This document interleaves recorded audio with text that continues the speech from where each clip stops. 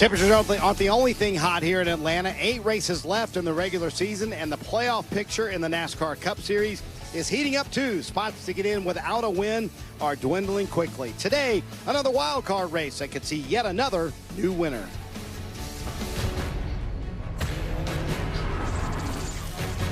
Welcome to Countdown to Green, presented by Sonic Atlanta Motor Speedway, and its revamped surface brought an intense and unpredictable race in the spring, and we expect nothing less today.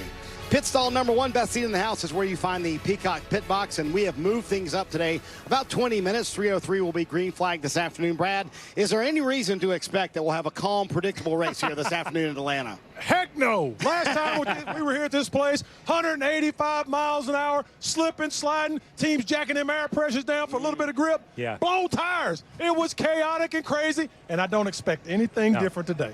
No, and you don't expect anything different from that part of it. But then you look at the drivers, Michael McDowell, Eric Jones, who was leading at Talladega there on the last lap, next to last lap, Eric Almirola, who's a Speedway guy, Corey LaJoie. We can go down the list and list almost every driver and give a reason that they can win today. Look at all those stats, all records, as Kyle Busch walks to drivers' intros right now. So here's what's on the menu, brought to you by Sonic. If you haven't seen the new racing in Atlanta, as we just talked about, buckle your seatbelts, folks. Might be the most intense racing in NASCAR today. So with Tyler Reddick winning last week, that makes 5 first-time winners in 2022, the most since 1950.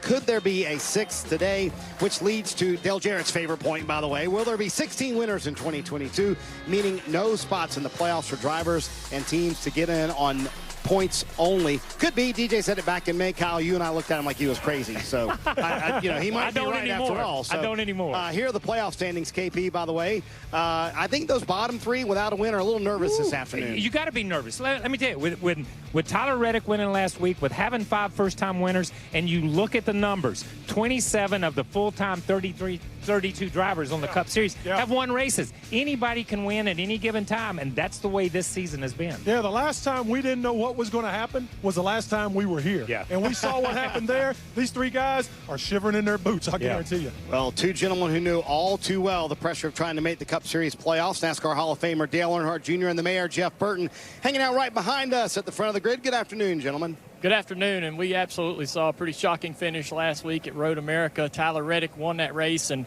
told me he got 350 text messages that he said he promised he's replied to every single one of them. But he was so busy he hasn't even had a chance to sit inside this race car that he's going to drive today.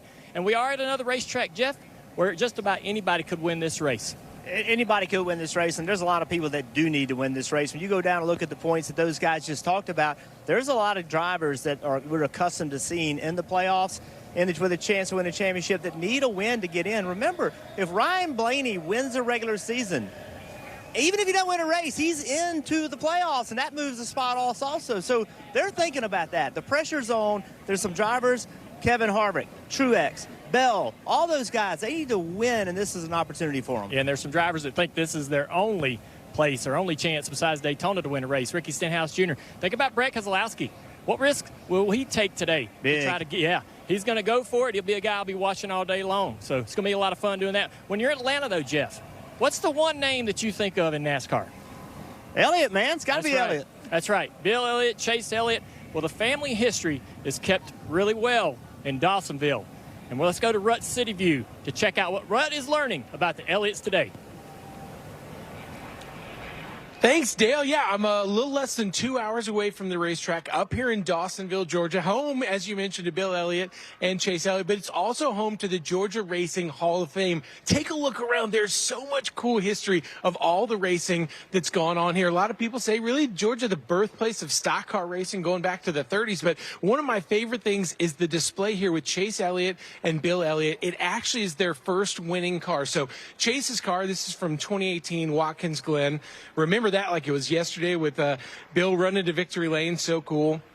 Then just to the left, we've got Bill's 83 Thunderbird from the win at Riverside. So many people remember that iconic Melling Performance Parts paint scheme. But when you zoom in a little bit, you can see we've got not only the original siren from the Dawsonville pool room. We'll be there later. There's just so much history here in Dawsonville. We're going to show you a ton of that when we come back. Plus, we've got drivers, interviews, live at the track, a ton more from Atlanta Motor Speedway when we get back.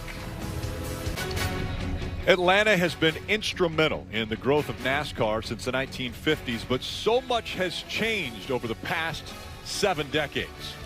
Hi, I'm Rick Allen. There may be a lot of history with NASCAR in Atlanta, but what we are about to see today has surprised everyone. Pack racing on a 1.5-mile track. A season of unpredictability continues. 13 different drivers have already won this year, including 5 first-time winners. That has a lot of veteran racers nervous about even making the playoffs this season. Let's bring in our drivers, Jeff Burton and Dale Jr. All right, guys, this track has given us more questions, it seems, than answers. Yeah, we think we might see pack racing today, but we didn't see it yesterday in the Xfinity Series. So when you talk to the drivers, they don't really know what to expect when they go into this race, Jeff. And we also got to think about what they saw in the race here early this year. A lot of problems, especially with the lead car. Guys having a ton of tire issues and crashing out of the front. And there were a ton of tire issues, made some drivers and teams wonder if being in the front is really where you want to be because it puts a little more force on that car. But outside of tire problems, in order to win this race, you've got to be aggressive. You've got to push the issue. You heard Austin Dillon saying, hey, I'm going to do whatever I got to do. He's a guy to keep my eye on. But I got to tell you, his teammate, Tyler Reddick, they popped the top off the bottle last week. There's a ton of wins coming for that guy, and he'll be a factor today. Yeah, I'm looking at Ross Chastain. I think he's got what it takes to be great at super speedways. Takes a lot of risks. So it's going to be interesting to see him go out there and duel today. But also, think about the guys that need to win today. Brad Keselowski, Rick Stenhouse. Brad Keselowski, how risky will he be, Rick? Well, we know that they've got to take risks when they come to Atlanta, and we bring in our crew chief, Steve Letarte. All right, Steve, strategy always comes into play when you go to a super speedway, but is Atlanta actually a super speedway? Well, it's the smallest super speedway, if you can believe it. Listen, what helps at Daytona and Talladega is years of practice. You know what the field is going to look like. You know where you can attack from, whether that's 10th, 20th, 30th, where you need to be and when you need to be there. No one knows this week. What I will tell you, what I learned in the spring, is this place is like Atlanta rush hour. Too wide and nowhere to go. So if I'm a crew chief on a pit box, I am calling this thing as aggressive as possible. Get my guy up front. Now it's up to him to hold that track position. Choose rule coming into play as well? Just don't hit the box. Pick up or down, just no penalty, Rick. No penalty when we get ready for the start of the race. It's time for pre-race ceremonies. Let's go trackside. And now, race fans, here to say the most famous words in motorsports, please welcome the Senior Marketing Manager of Walmart for the Atlanta market, James Hartson. NASCAR, drivers, start your engines! When you're ready.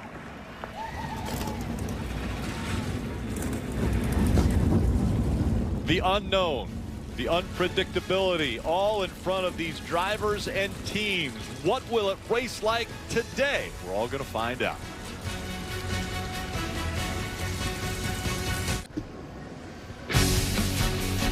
NASCAR on USA is brought to you by Credit One Bank, a credit card company. Coca-Cola, and by Toyota. Let's go places. We are certainly looking for a great show today here at Atlanta Motor Speedway. You're going to be on your feet a whole lot more than you're in your seat today. It was mini Daytona. Now trouble on the front stretch. Half a dozen cars sliding through the infield grass. Intense, fast, high-paced. Like a more old school super speedway race. Just a fast-paced Talladega, but rougher. Just how quick you had to process things and make decisions. It was one of the hardest races I think I've ever had to run in my career. I summed it up as we now have 6 super speedway races on the schedule. Exciting race, I thought. I mean, I had a lot of friends and folks around home that went down there and said it was the greatest thing ever. William Byron leading him back to the stripe. William Byron will hang on and win at Atlanta Motor Speedway in dramatic fashion. Hell yeah, boys! Awesome!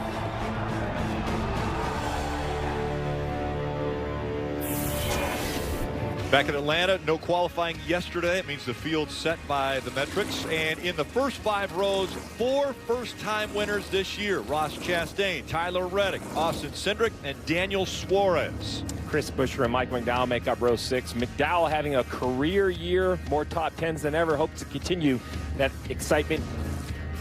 A little deeper in the field, you have Eric Almirola saying that this is his final year, but there's a little discussion about it might be not his final year. Yeah, as we look at these rows right here, 16, 17, 18, opportunity for everyone. It's the great equalizer here. The chaos is nerve-wracking for some, opportunity for others. Anytime you come to Georgia and Atlanta Motor Speedway, probably the first thing you think about is the Elliott family. And Rutledge Wood and his city view are in Dawsonville, hometown of the Elliott family. That's right, Rick, and we might not have NASCAR or Atlanta Motor Speedway without Dawsonville and historic Highway 9, because Raymond Parks and a lot of other drivers back in the 30s were running moonshine down Highway 9, and you could see the history, because that's really what led to racing these stock cars once they were done running. And now here at Bill Elliott's Moonshine Distillery here in Dawsonville, you can come up, you can taste the history on your lips, but so much to see in this town that obviously loves these Elliots and has such a rich history of racing, guys. Thanks, Rut. Raymond Parks, one of the first owners, Hall of Famer. Raymond Parks, as we take a look at this newly reconfigured racetrack, Steve, kind of remind us what is happening with Atlanta and the track. Well, there's a lot of history at Atlanta Motor Speedway. We saw champions crowned forever, but it's a new speedway for sure. The banking increase seems like 4 degrees shouldn't be a lot, but it is dramatic when you look at it, and it had to be narrowed to do that. So the corner's now 40 feet wide instead of 55 feet wide. That makes it like a speedway, so the double yellow line rule is in effect. You have to stay on the racetrack. If you go below it here, it's white and red, but it's a double solid line. It's like down the highway. Don't cross the solid lines, Rick. And for that reason, a little reduced horsepower, down to 510, and that spoiler 7 inches tall. It's normally only 4, so it's gigantic. Guys, it's basically a plate track.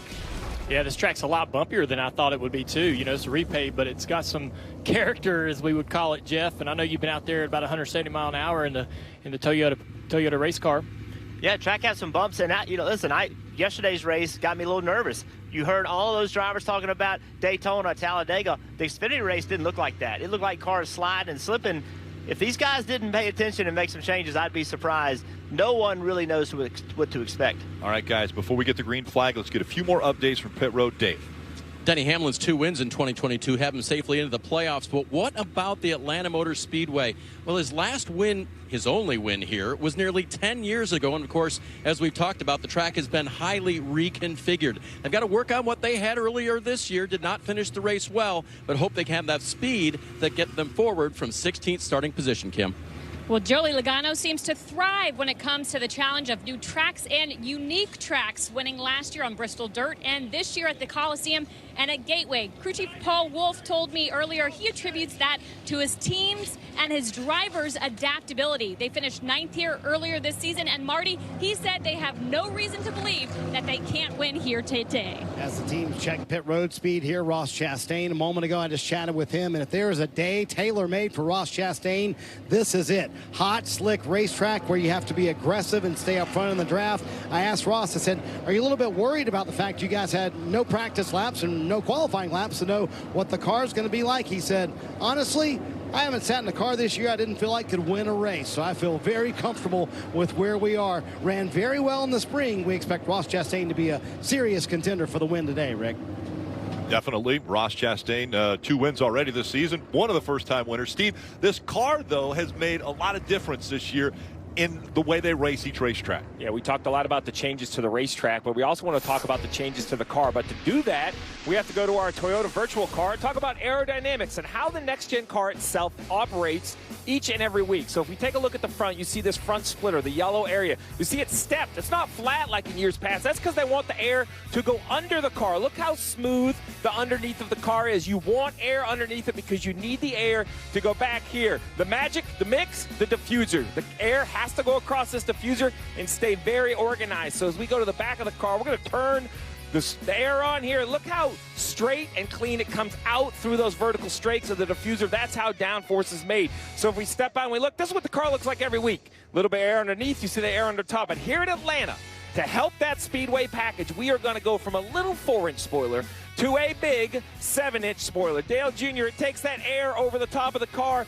and makes a much bigger wake that has to help you draft, but you lose a little bit of downforce if following too closely. That's right. So watch some of these guys maybe peek the right side or the left side of the car out when they're following another car to get a little bit of that downforce back, a little bit of that grip back.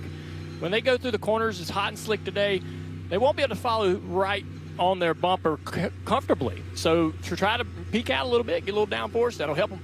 The best driving car will be able to. That's what you want. You want to be able to get right to that rear bumper of that car in front of you, give him a little push down the straightaway, and then stay close enough to him in the corner. To do that, your car's got to handle well, and that's the question. Whose car is going to drive well? Who can be aggressive, put their car where they want it to be whenever they want to be there, and who's going to have to be off of that gas pedal trying to keep from wrecking their race car? Kim, Eric Jones is starting 25th today in this race. Yeah, and he spent some extra time on pit road. That's because the setting for that rear view mirror camera was off. It was mirroring what was being seen. So cars on the left were being seen on the right. Absolutely something you do not want when you're super speedway style racing. So they got that mirrored camera fixed, and he should be good to go for the race. And some drivers, this is their biggest fear with using the digital mirror. Some of the guys still haven't got the confidence to even go to it yet, Jeff. They've got the old style mirror in the car, and this is exactly why. For the fear of getting in the car and that digital mirror not working at all. Kim. And it sounds like, based on what I'm hearing on the radio, that it flipped back again. So that setting does not want to stay put with what he needs to use that rear view mirror camera. Now, he does have a rear view mirror, the actual mirror, as a backup, but we've heard from drivers that there's limited visibility with these cars and actually using the mirror, and Eric is one of those drivers that's relied on that camera, so it just flip-flops back and forth from the setting he needs to run this race. So if you look at the traditional area up top, you can see he has that mirror. That's why it's in there in case the one on the bottom failed. So he still has that rear view mirror that he normally would have, but the problem is you do not have the visibility out of this car with that traditional mirror that you do with the digital. Getting ready to come to green, it is Chase Elliott, Ross Chastain making up row one. We're racing in Georgia.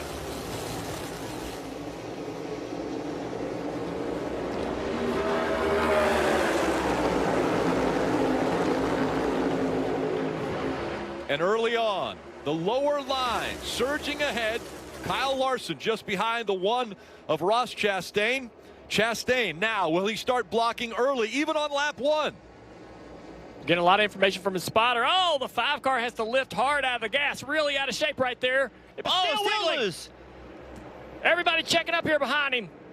Cindric did a great job to keep from wrecking him. You did not see that in the spring race. When they dropped the green flag in the spring race, everybody ran wide open, no problem. First lap, already handling issues. There will be a competition caution at lap 25 since they didn't have any practice, but what a wiggle out of Kyle Larson in the 5. That was huge all the way through the corner, and you can still see he does not have the confidence to go to the throttle, and Cindric is stuck behind him in that 2 car, Marty. And Kyle Larson just came on the radio when he got to the backstretch, and no doubt after he caught his breath as well and said, I am absolutely sideways, Steve. I was shocked when I walked through the garage area this morning, and all the crew chiefs saying, not worried about handling. I think they are now. Well, for sure. I heard the same thing. Half said no issues, half said they were concerned, and I don't really believe either side of them, Rick, to be quite honest. I don't think they want to show their hand. And even some mentioned, you know, thunder showers in the area. If we get a delay and the lights go down, they're trying to kind of predict everything. We talked about it, the unknown. What do we know as race car drivers and crew chiefs? Past history, we have very little here on this racetrack. Ross Chastain's back in front. Chase Elliott had led up front for 1 lap. And you see Tyler Reddick moving around, trying to get clean air, trying to create a run off the nose of the 9 car. Big push from the 9 to the 12 down the back straightaway to the outside of Reddick. Let's listen to the 1 car audio. Oh, it's loose. It's going to be terrible in dirty air. So he does not want to get past, talking about how terrible he's going to be in dirty air. He's going to be very careful to block every move. Chase Elliott back up to 2nd now as Tyler Reddick drops back to 3rd, fighting for that 3rd spot with Ryan Blaney. Look at Denny Hamlin, that red and white Coca-Cola car this week. He went to the bottom, and he was rolling on the bottom. But now on the back straightaway, they've teamed up on him. Check it out with the Coke cam. Look at him on the bottom. Never having to lift. You can hear he's wide open to the throttle, making space in front of him. But now on the outside, they team up, and now they're going back by him. Chase Briscoe in the 14, trying to make the pass on that high side. He'll fall back, but still on the back bumper of the Ally 48 of Alex Bowman. Chase trying to run that bottom groove, a little shorter distance. Going to get another push. Oh, no, the 12 goes to the inside for 2nd place. Big run from Blaney down into turn 1. Look at him lose the car, though. Here comes the 8 of Reddick on the inside. Reddick tries to use that momentum as well. The fight for second is on. Reddick's got it. But can he give Ross Chastain a battle here for that lead? Reddick right there on the quarter. He's there. He's got a little side draft there. Draws that one car back. Can he clear him for the lead? Ross Chastain side drafts down the back straightaway. Side by side for 3 rows. Chastain already worried about the dirty air if he has a car in front of him, not wanting to relinquish the lead. Reddick, though, the preferred line down on the bottom, it had a little bit of momentum, now losing a little bit of that. What a race up front. Early in this race, man, these guys are going after it. So fun to watch. Still side by side, down the backstretch. Chastain in the 1. Red, white, and blue paint scheme for Chastain this week. Tyler Reddick in the green, number 8 on the inside. Really no big runs. The 14 had to lift a little bit there. He's going to get a little push from Denny. That could come up here and help the 8 car. Right now, nobody's got any significant runs to be able to separate themselves. There's subtle side drafts here and there. Oh, the 14 has to lift again. They're 3 wide. In a 40-foot corner, 3 wide. I'm impressed by what Denny's able to do. Run right up behind these guys. He's not lifting, like you mentioned, around the corner on the bottom. Let's listen to the 9 audio. I'm sideways. Absolutely sideways. Here in the back. Feels like it's propped up on the right rear. Can't turn the steering wheel. I am surprised to hear these drivers talk about the balance out of the track. But yeah, what we're watching on the screen doesn't look like it. Yeah, inside that race car, obviously they have the hands full. Here you go, Denny Hamlin again, trying to get a run on the bottom. His car's driving so well, but everybody likes that outside on the straight, and it's hard for him to clear these guys. Denny clearly has a good driving car. Look at his throttle. Able to stay in the gas, but here they come on the outside again. There's just so much momentum, a draft. Hamlin has yet to lift in 1 and 2. It's a great sign. Now he's got a little hole we can pop into. Decides not to. I think things are calming down a little bit. Seems like this is calm. I think they're spreading out just a little bit. It seems like the heat in the tires and the handling of the car getting a little bit worse, allowing these guys to get a little bit of space between them. We were 2 by 2 by 2, so now at least they single filed out a little bit.